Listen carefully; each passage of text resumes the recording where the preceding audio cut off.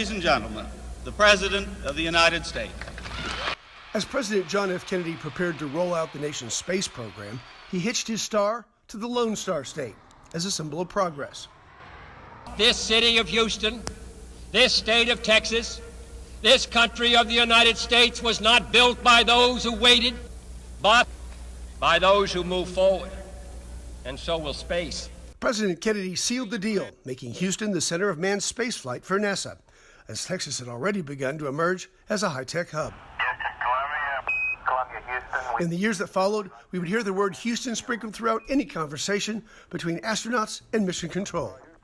And with each mission, NASA learned more about not only space, it learned about Earth itself, as Mr. Kennedy predicted.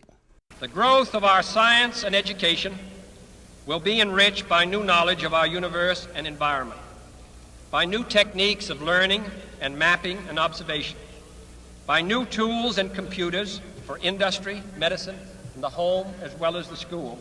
You might say the space program outdid itself, exceeding even the president's crystal ball. Consider these products we use every day, all of which came straight from the space program. The technology that puts cameras into cell phones, memory foam, scratch-resistant sunglasses, GPS, LED lighting, and yes, the Dust Buster. Rocket Development Center, or Rocket Testing Center. NASA historian Brian Odom says they all got their earliest uses in the early days of the space program, which centered on Texas.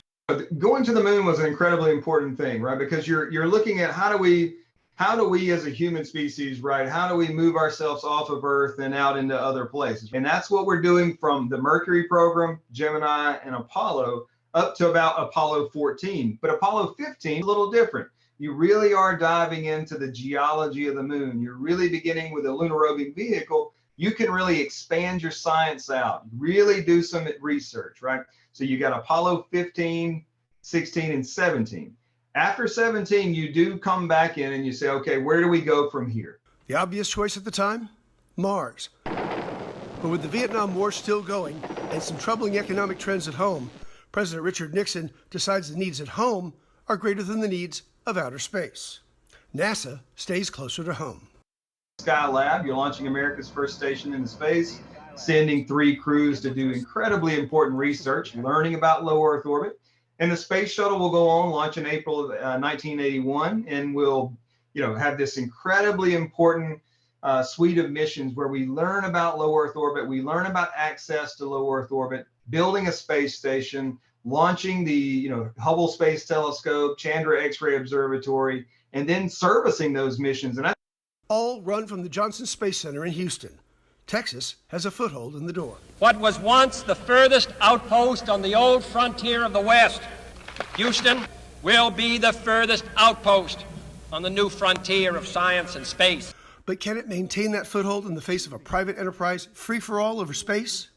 In our next report, where those private companies settled and what drove them to Texas. In depth in McLennan County. Dennis Turner, 25 News. Dennis, thank